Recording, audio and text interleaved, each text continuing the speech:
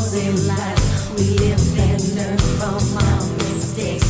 The deepest cuts are healed by faith. Now I believe there comes a time when everything just falls in line.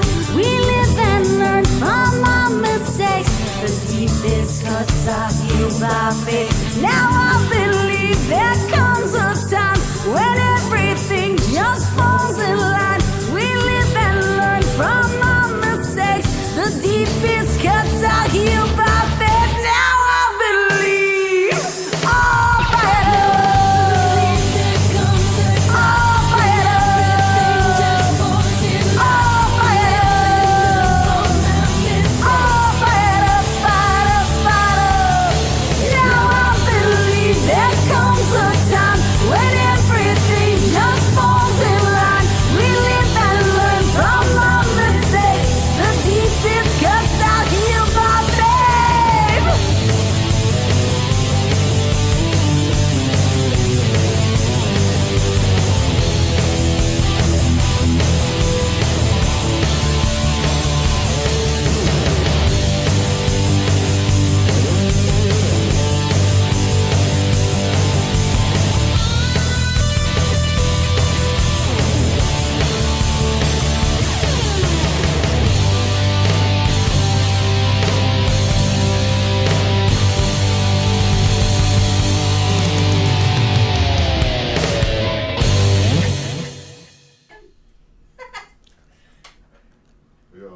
Hi, welcome to ReneMarie Stroke of Luck. I'm ReneMarie, and once again, thank you so much for taking the Sunday morning to join us, because we have a very important show. Everybody knows, that's been following me, that I suffered a stroke. It'll be 30 years in 2019. But really, one of the passions that I have is for to let everybody know about aphasia. Is everything okay, Jim? Yeah. Okay. So I'm so passionate about aphasia because it's the brain, and you could see physically someone who has suffered a stroke, but you can't see what's going on in the brain. And nowadays, people are so in a rush and so consumed with keeping up with life and keeping up with social media and keeping up with everything, and there's no boundaries and no time anymore. And people, we are not compassionate towards those that have suffered a stroke, or anyone that is a little different. And when you suffer a stroke and you suffer from aphasia, a brain injury or trauma,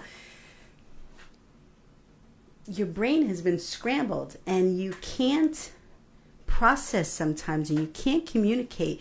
I just met a gentleman who came to my house to do a service for me, and he was telling me he suffered a stroke. Of course, God would only know that you always send people to me that have suffered strokes, because I'm such an advocate and passionate person to listen and to help them and to learn. That's really, what we're on this path, is to learn how we can become advocates and help, everyone. And he told me that he suffered two strokes. He was in the hospital, and they actually thought he was on drugs because he was a young guy. And the bottom line is that he had suffered strokes, and people zero in on certain things and they don't look at the bigger picture. And that's why we always say, if you're someone who sees someone experiencing a stroke, when you call that 911, which is so important because you have a 4.5-hour window to call 911, but you need to let them know the signs that they're experiencing, so that they could at least have a little advance notice about this could be a stroke situation, and the ambulance and hospital will get into stroke mode. They'll go right into it, and if the ambulance knows, when they get to the location, they will check out the signs, and then they'll pass triage when they get to the hospital and take them right in for a CAT scan if it's something that is approved by the ambulance and the doctors. So it really is important. So aphasia, when I suffered aphasia a long time ago, I couldn't talk. I was mumbling. I was and then what I love to talk to Mindy today. Mindy is the speech pathologist who is our guest today, who was brought in by Josh, who is a team player and a stroke survivor. Is how do you help the stroke survivor or the person with a brain injury to understand and to help themselves? Because I know that doctors and speech pathologists and therapists and whoever's your circle can only help you and guide you to a certain point. You're the one, when you're a stroke survivor, that has to do the work. So we're gonna have a really, I guess it must be true, right, Jim? So we're gonna have a really important conversation today. And let me share with you, if anybody has any questions, Jim, you can follow questions on the on Facebook. Well, I'll have my phone in front of me, so if you have any questions to us, please send them to us, because we would love to know what your questions are, because this show is about information and really about informing people, and the other piece to this is, I just found out before, is the reason that Josh had reached out to them was because his insurance had run out. Like, that's always the case. It's always a case, because, and everyone knows I'm very passionate about that, and very passionate about not telling the government or insurances to the way that they have to do it. But let's partner. Let's get together. Let's talk about it. Let's talk about how we could bridge that gap, how we could bring change, how we can support those. Stroke is the #1 cause of disability in the country. So that means that the majority of the people that have suffered strokes, they're struggling. They're struggling financially. They're struggling emotionally. They're struggling with every aspect of their lives, and we need to help them work through that. So we'll get to that in a few minutes. Before I can't believe A Star Is Born. I think it came out last night, right, Jen? I think so. The opening was yesterday, and great cast. I love Lady Gaga. I love who she is. I love her philosophies. I love the way she thinks. I love the honesty she brings to the world. I love the foundation she created, supporting kids that get bullied. It's not about getting bullied. She's there. She loves them because she was bullied when she was young.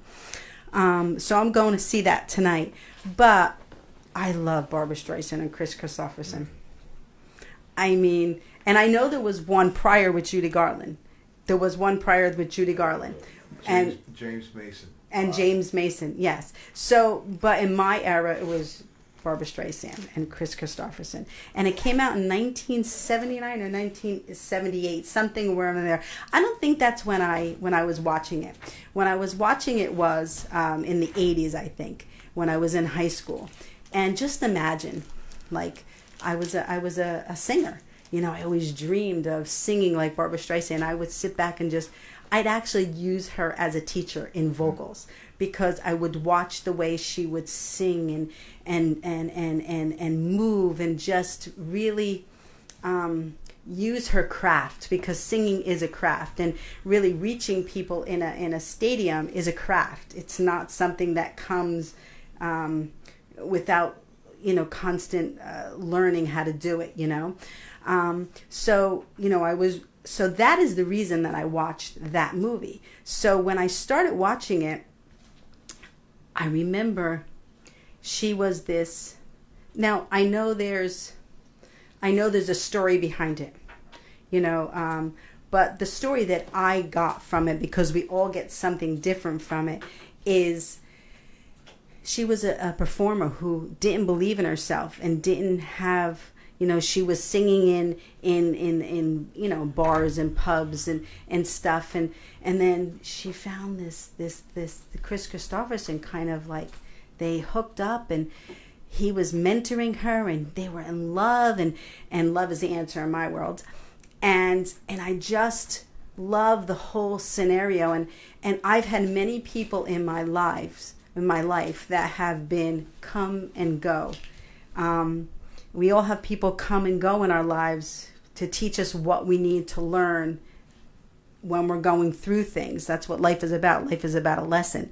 So he gave her the strength to survive on her own in the music. He gave her the strength to believe in herself. He gave her the strength, and I'll never forget when she first came out on the stage and she sang that song "Woman in the Moon," and goes, "I was born as a child of 13, not to act too strong. Try to look like you belong, but don't push, girl. Save your time and trouble. Don't misbehave." And then the crowd started cheering, and she started to really get so energized. And then by the end of the show, she was singing, "I believe in feeling love.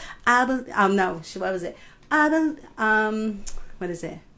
Feeling love is feeling good. I believe in love, yeah. Feeling love is feeling good. I believe in love. Feeling love, that's all. That's enough for me." So she was so energized. And then they had trials and tribulations through their relationship. And then, of course, he passes on. But then she came back to the stage and she sang this very powerful song. And it was a song that she sang because she knew she could do it now. She knew that he was with her no matter what, and that she could go on. So I'm going to sing a little bit of that song, because that's a song that I absolutely love. So it goes like this. With one more look at you, I could learn to tame the clouds and let the sun shine through. Leave a trouble past, and I might start anew. I'll solve the mysteries if you're the prize.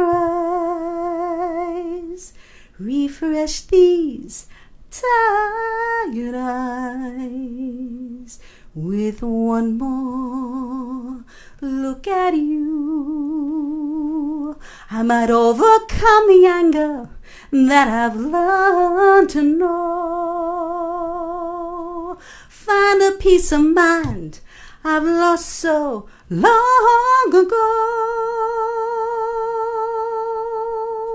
I'll solve the mysteries if you're the prize. Refresh these tired eyes with one more look at you. I might overcome the anger that I've learned to know. Find a peace of mind I've lost so long ago. Your gentle touch has made me strong again, and I belong again. For when you look at me, I'm everything and more that I had dreamed I'd be. My spirit feels a promise I won't be alone. You'll love and live love and live forever.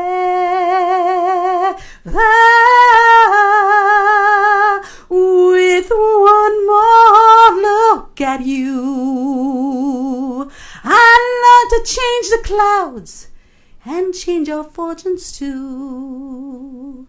I'd have the constellations paint your portrait too, so all the world might share this wondrous sight. The world could end each night with one more look at you. I want one more look at you. With one more look at you. Are you watching me now? Watch closely now. Your eyes are like fingers touching my body, arousing me so. Higher and harder, and it's faster and farther than I've ever gone. Your pleasure is part of the secret of flight that I found. When I feel like an eagle, my soul has no place on the ground. Do do do do do do do do. Born out of madness, I doubt that there's danger with no net at all. When you don't look away, I'm secure in the fact that you won't let me fall. Watch closely now. Are you watching me now? I'm the master magician who helped you escape from the lies you've been told. When you're breaking your back, bring the last straw to me. I turn strong to gold. I leave good news on doorsteps and laughs where there used to be tears. Do do do do do do do. I leave good news on doorsteps and laughs where there used to be cheers. Do do do do do do do do. You're gonna need you later when you're not around. But I can take it, yes, I won't look down. Watch closely now.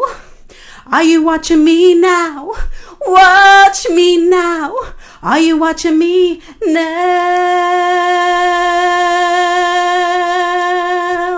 Are you watching me now? We'll be right back. Sorry, Jim. That was beautiful.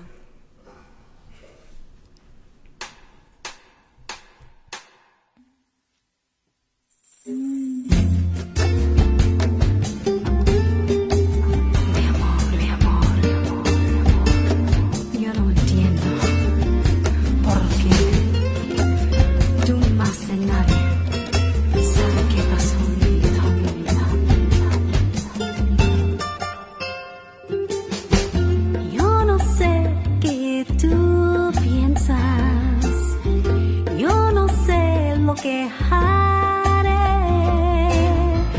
Yo no sé lo que estoy perdiendo. Yo no sé lo que va a pasar. No me puedes escuchar llorar solo sin ti. No me puedes oír llorar. El día que caminaste por la puerta, todas las memorias fueron. Mi corazón está vacío, como si tuviera ayer. No me puedes escuchar llorar solo sin ti. Mi corazón está sufriendo. No me puedes escuchar llorar solo sin ti. Hello, welcome back to ReneMarie Stroke of Luck. Thank you for being a part of a very important, dream, because I always used to sing that song and really just saw myself singing it with Barbara Streisand, of course. Yes. So, Barbara, if you're out there and you want to sing with us,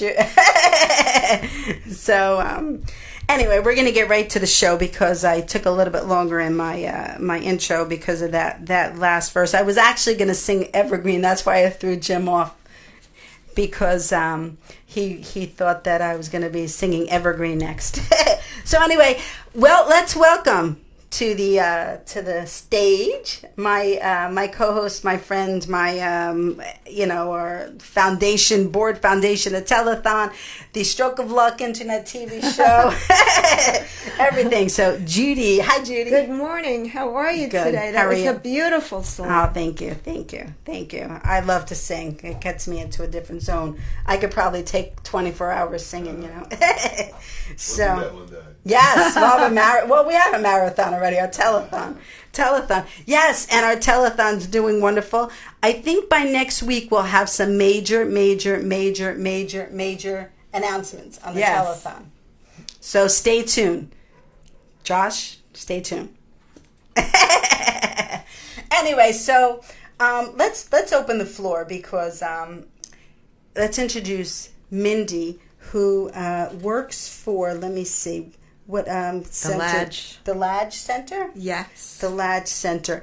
And like I said before, this is where Josh had gone to look for therapy for his speech, because Josh you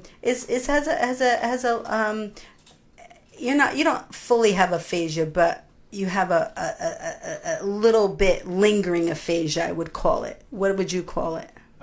It does show up. I never welcome it. Yes. But it does show up. I've never Yes, noticed that yes. you have it. I'm very aware of it. More so than Right, My that wife someone- is aware of it also. Right. And mostly when I'm tired. And Me too. Yeah. So. How does it appear to you? Well, last night I was with friends that I'm very comfortable with, and my mouth just wouldn't move the way I see. I would want it to. I mean, how it sounds, I don't really know exactly how it sounds, but I do know when I'm stopped. Like there's some combination of letters. Mindy, I'm sure, will be able to explain much better than I can. I just know what it's like to live in my body and have it not Right. Function. cooperate. Right. So, Mindy, thank you for joining us today. Thank you for having me. It's our pleasure, because like I said, we always want to bring some information to everybody and give them hope that there is hope from recovery, especially after those that have just experienced a stroke, because it's scary. It's really scary, or a brain trauma. So, tell us a little bit about yourself so that our audience could have a little background on, of you, and then we'll get into a conversation about aphasia and your recovery and stuff, and the recovery that is needed. Sure. Well, I'm a licensed certified speech-language pathologist. I have been working with people with aphasia for over 25 years in different settings, in outpatient rehabilitation, in adult daycare, and in skilled nursing facilities and in clinics. And over that time, I've come to see that no two people with aphasia are alike. It's very individualized, and I believe that the care and the treatment of people with aphasia should also be very individualized. Yes.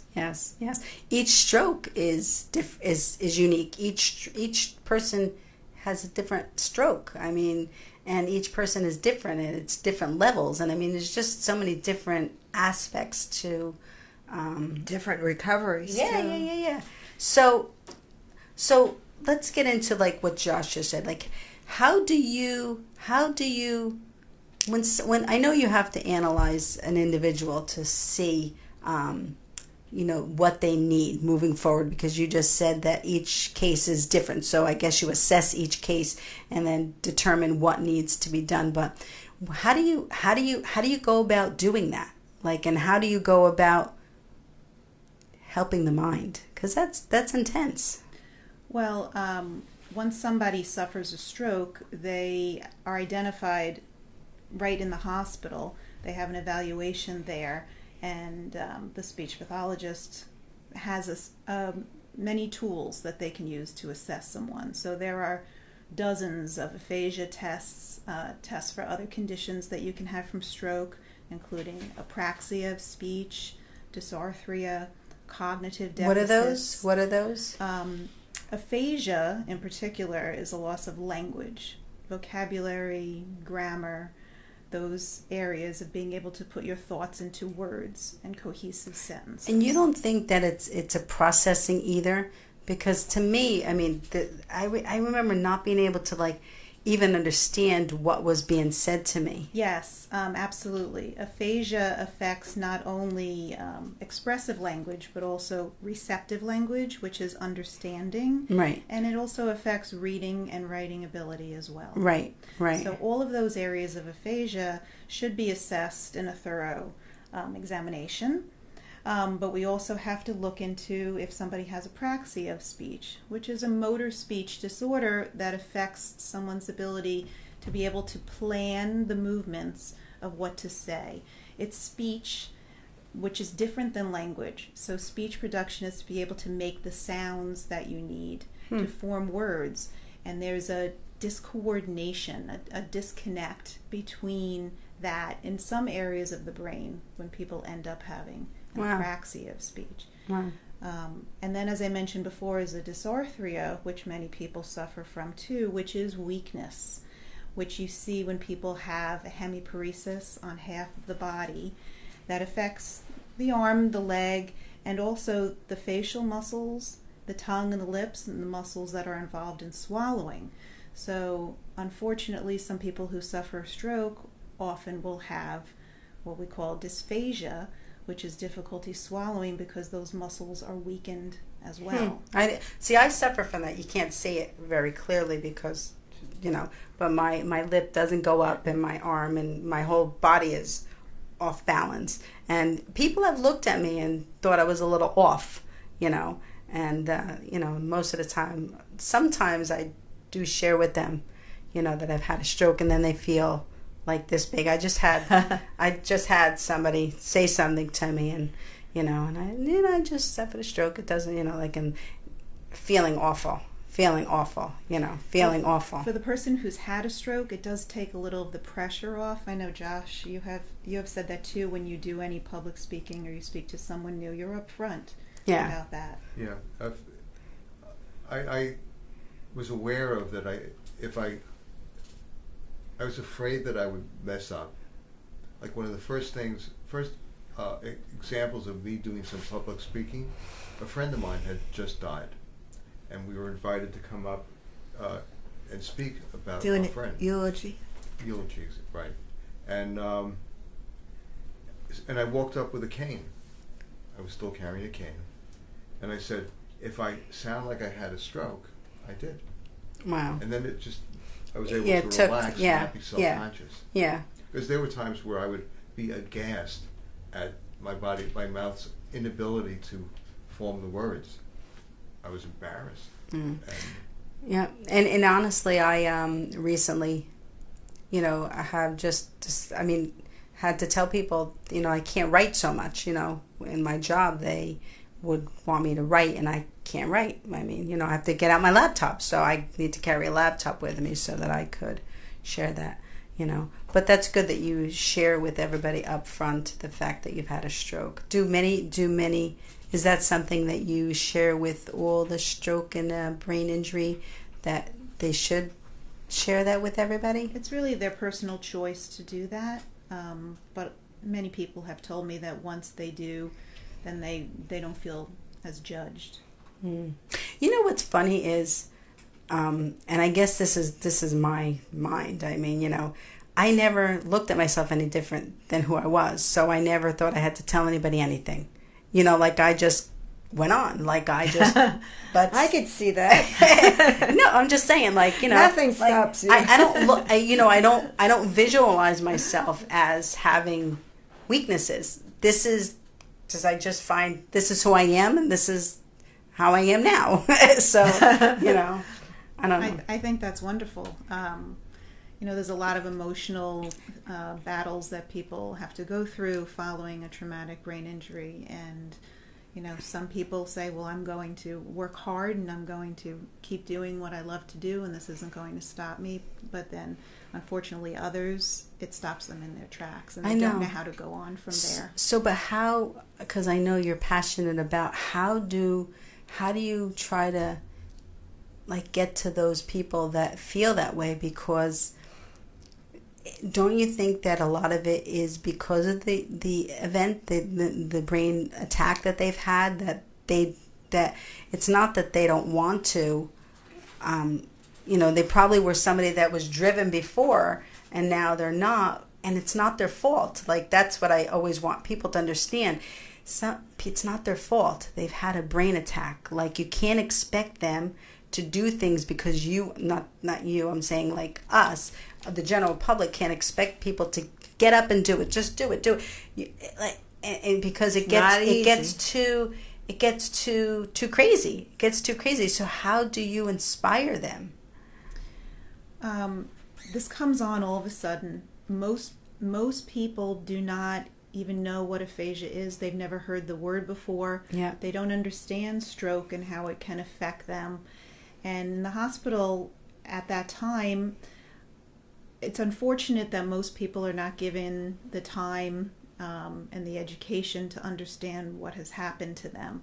They may think, well, I'm not feeling well, and within a week or two, I'll be okay and I'll be over this and back to how I was before. But that's unfortunately not the case with stroke.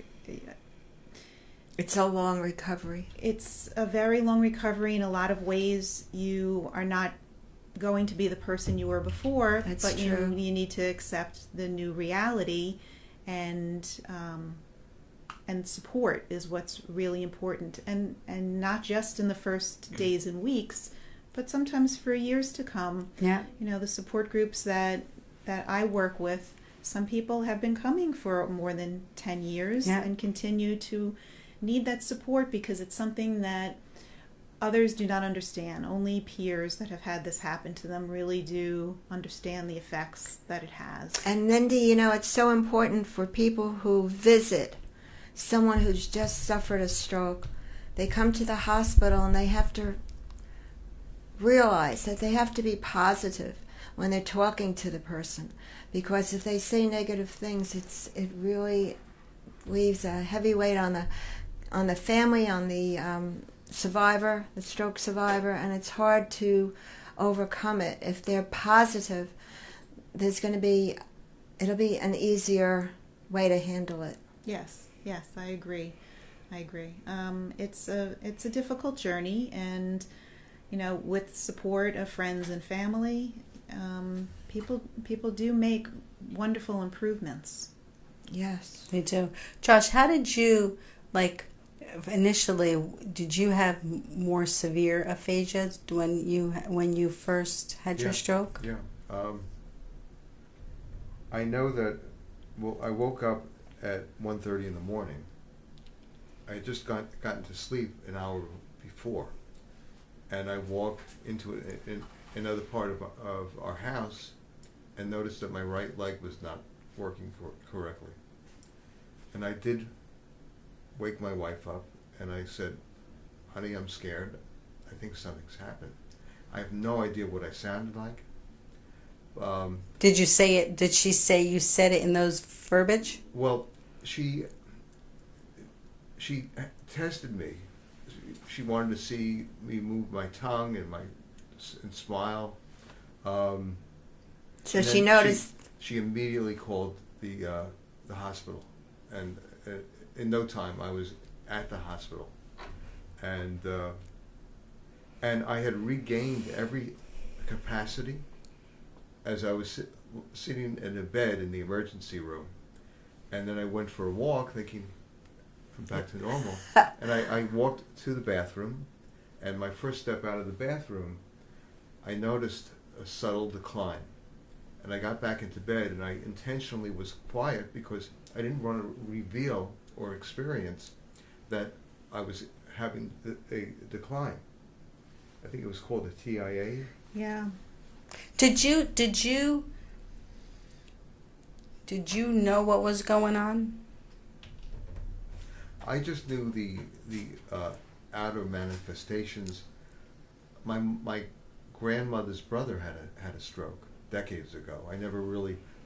My father died of a heart attack at the age of 52, and his father also. So I was always aware of that heart disease ran in my family. But did you know anything about stroke before your stroke? Other than seeing people who must have had some kind of brain injury, and I had my own judgments about that, which after living in a body that was affected, I had a lot more compassion and an understanding. Definitely. And I was lucky that I was able to gain back a lot of my abilities. And there's those that can't. It takes them a lot longer to recover. Mindy, are there people that will forever have aphasia that can't be, recovered, and is that a part of their nature, or is that because they haven't put any effort into it? And once again, I don't want to say that negatively. I want to say they don't know that they needed to put effort into it, because I understand the mindset back then. No, I think everybody wants to recover. It depends on the size of the stroke. So those that have had a major stroke will have more damage, and they'll have a more difficult recovery than someone who's had a mild stroke. Yeah. We're sitting here and I just get so emotional and so blessed, that we're right, Josh, that we're able to recover, because it's really it's crazy how people fight and they argue, and life is a gift, and we wait We until all need to appreciate. Yeah.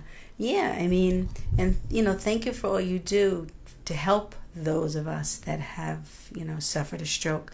I would like to say something about the Ladge Speech and Absolutely. Hearing Center. That I immediately went into a group program where there were about a dozen people. There were also graduate students who were working on, they were aspiring speech pathologists. Yeah, because the Ladge Speech and Hearing Center is part of Long Island University Post. Wow. So we have graduate students who are training to be speech-language pathologists, and in the training program, they need to acquire 400 hours. Right. So this is a great opportunity for them to give and to get their training. Yes. So all of our individual sessions, our many group sessions, are all run by licensed certified speech-language pathologists, and we have a team of graduate students who work with the clients as well. Yeah. So Mindy, Josh comes in, and Mindy was your speech pathologist? No, but she was running the program, and I got to interact with many of these graduate students, either one-on-one or in the group. And the way the group program is structured is that we'll play games where we all get to interact with each other. In a more natural setting. Yeah, and a more accepting setting, Right. because we're all dealing with that at different levels. Well, that's what I love about these centers, because I know from experience that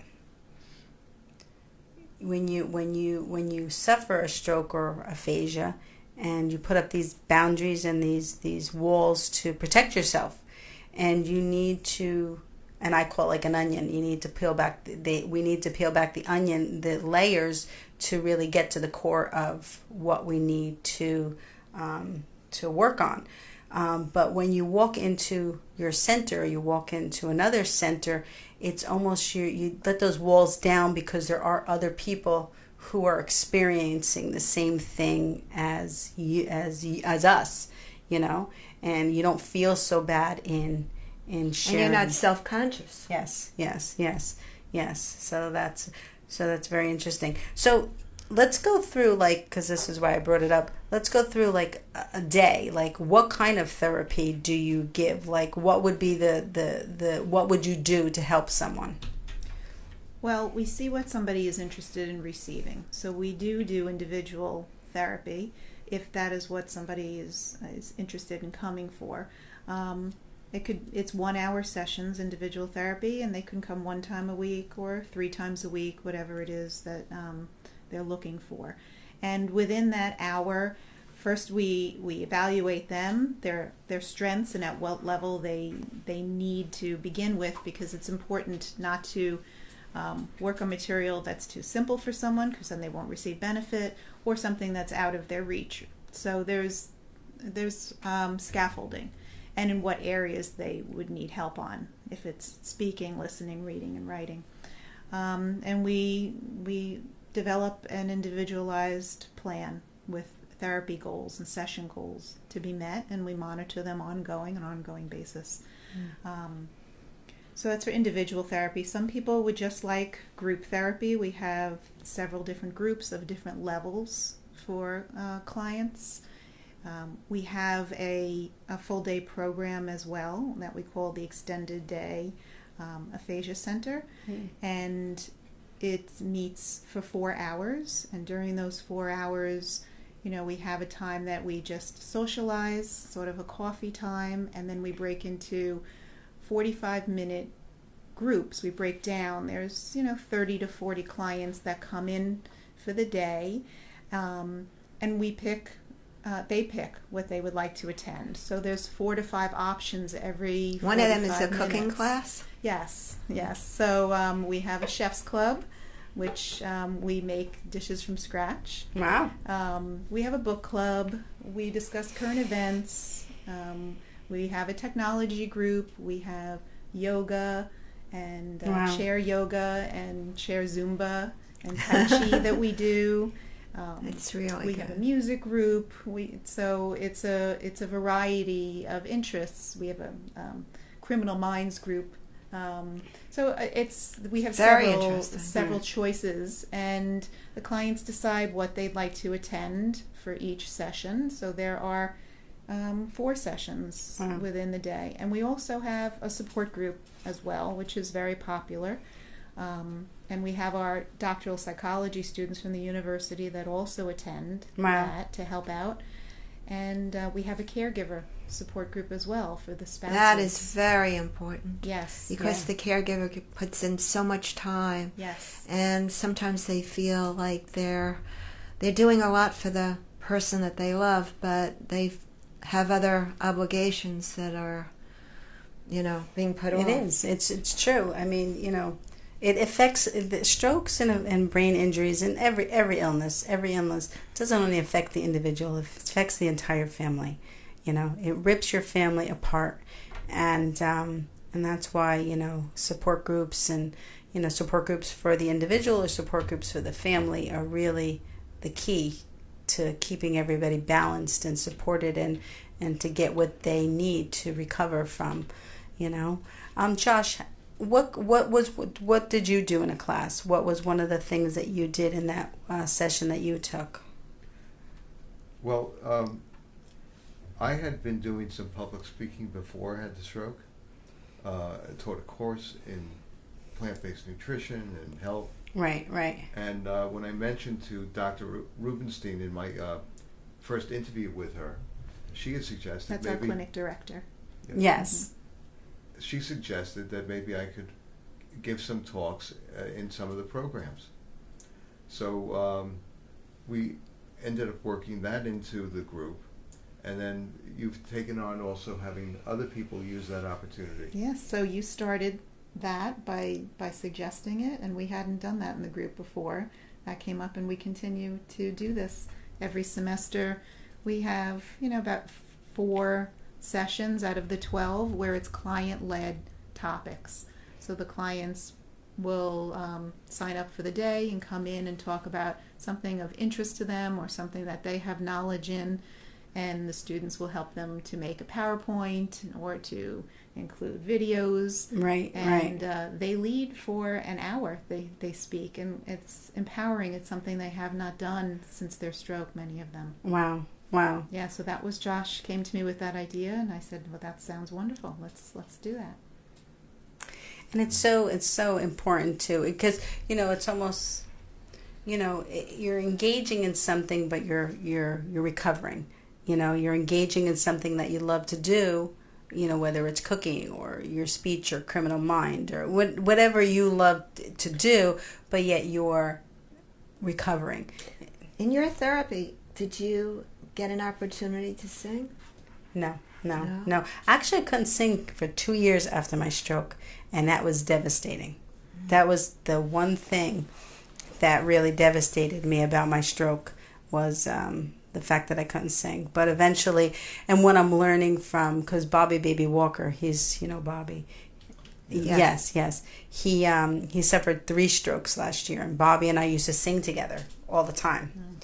And what I've learned from seeing Bobby go through it and me having recovered from it is it's really not your vocals, it's the diaphragm. It's the way that you have to flow your air and use your diaphragm to sing.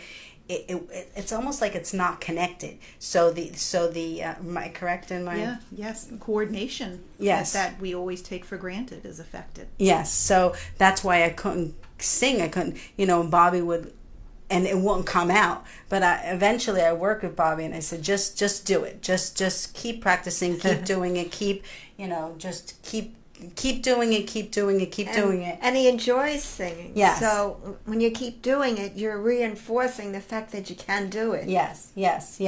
And it's hard. It's hard. You need people around you to support you, like you both said, in everything you do.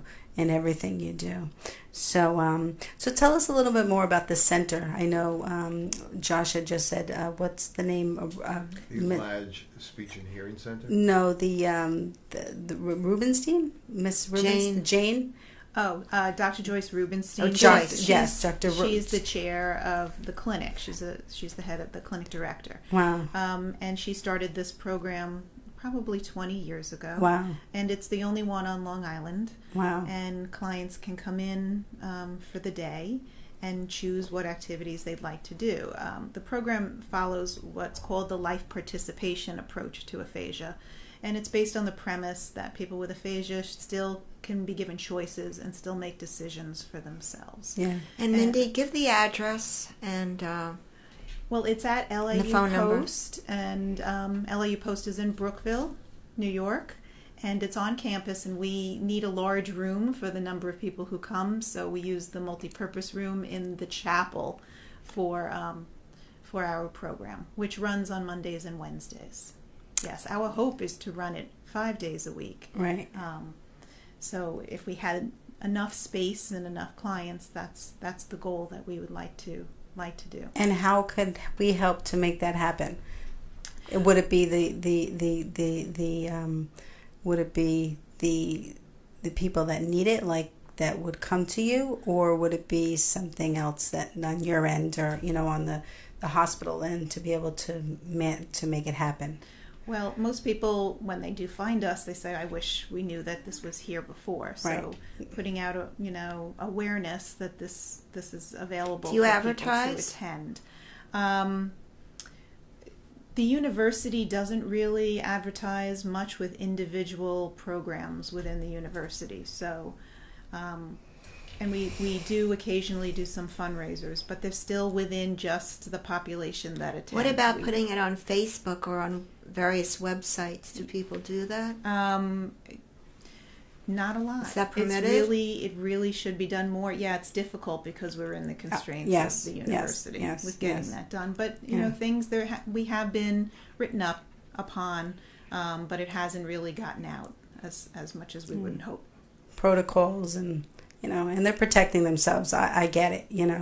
The hospital, and they just have to do what's right for the organization. But I hope that with you coming on here, we could really, if you don't mind, we'll put this show on all our websites and really post, the contact information for the for your, your center, because we know that you really need. This is needed. It's needed. And as we do shows, we can mention the Ladd Hearing and Center, and the address and who to contact. And who would it be to contact if they had any Would it be Joyce? questions? Yes. Dr. Joyce Rubenstein does the initial contact and talks with people about what it is they're looking for from the program and offers the options that we have. Mm-hmm. Josh, can you provide us that information so that we could shoot it out and blast it out when we blast this show out. And what I'll do is I'll take a little clip so that I don't have to watch the whole show, of the importance of it, and then I'll stream the contact information on the bottom. Yes, and I can get you a flyer. Okay, great. In fact, if you have a few flyers, I'll make sure that people see it. Okay, Yeah. that would be wonderful. In New Jersey, we have the Adler's Aphasia Center. Yes. Yes, we work in tandem with them, doing like some Skype sessions, and they have a wonderful program. I know Elaine there. Adler. Elaine was working at Wanakee Reserve very quickly. I was working at Wanakee Reserve, an active adult community, as a lifestyle director, and of course, God brings people to me that are working or volunteering there, and they actually asked me to come and give a testimonial, sing, bring energy, and tell my story. And when I got done, I don't know why, Elaine walked me around the whole center, and she really showed me, and she gave me numbers like, we got to do this and we have to do that, and it costs this, and we don't subsidize with that, and dynamic woman, Mike Adler, who passed away approximately a year ago, I think it was. They really have changed the concept, like yourselves, in bringing aphasia to the forefront of the news, and we hope we're a part of that, because like I said, stroke is something that people are aware of, except that they think that it happens to their grandparents. They do not think it happens to young people like yourself and ourselves, but aphasia is really an important piece to it. We also have the Stroke and Brain Aneurysm Center of Long Island, located on Montauk Highway in West Islip, through Good Samaritan Hospital. Wow. And they'll be a future guest. Oh, okay. Great. So I think we have to go. I think it's 9:56. Oh, my gosh. Time the time flies, Jim. An hour is not enough. But is there anything that you would like to share with this platform? Because, this is going to be all over the place, and it is all over the place, and, people are watching it. People are watching it all over the country. Yeah, all over the world, because it goes on our websites, and it goes on Facebook, and so it's streaming all over the place. And so I want to give you both this platform to use to share whatever message of hope and whatever you would like to say. I do want to express that people who have suffered a stroke, please do not give up. Please do not listen to a doctor who has told you there's a timeline, 6 months, a year of recovery. Research shows that is absolutely not the case, that the brain is plastic, and recovery can continue to happen for a long time to come. And we really hope that people understand that recovery can continue much longer than what was initially believed. And recovery, you have to continue to recover.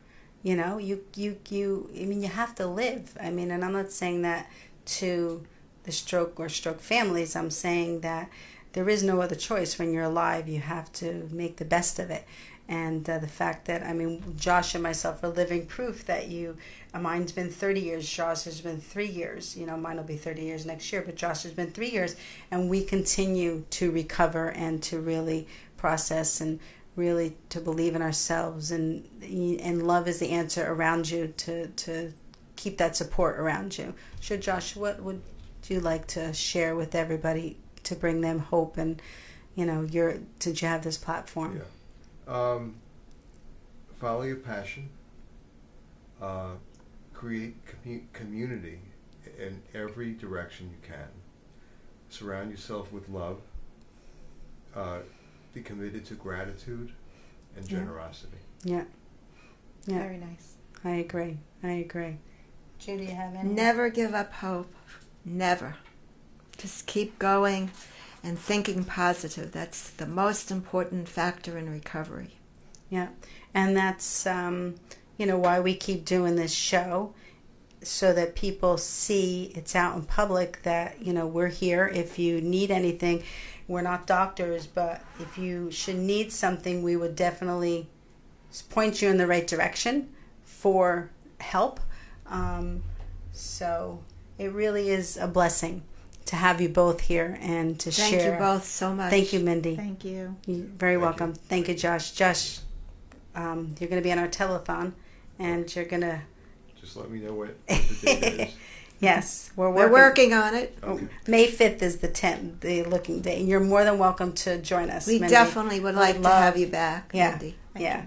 Thank you. So, anyway, so thank you so much to everybody. Am I on, Jim? Yay! Anyway, thank you so much for joining us. And like I said, this is really an important show, an important topic. And we're going to post the information. If you know anybody in the Long Island area that has suffered a stroke or a brain injury and really needs the support from of aphasia in the aphasia area, what's the name of the Ladge Hearing and Speech Center is really an option for you, and really a very exciting, A very motivating, important option. for recovery, because they have the concept that anybody can recover even years after. So if you've been if you had a stroke 5 years ago and you think it's too late, it's not too late, like Mindy said. That's the one thing I take away from this, and the fact that Josh said, surround yourself with support and love is really... And positive people. And positive people. That's really important. So we're going to go. You need to put us all back on, Jim, because we're going to blow our kisses, because we always blow our kisses to show love. All right? Ready? So God bless everybody. Have a wonderful day. Have a stroke of luck in your life, and we will see you next week, and let's blow our kisses. Bye, everyone. Bye.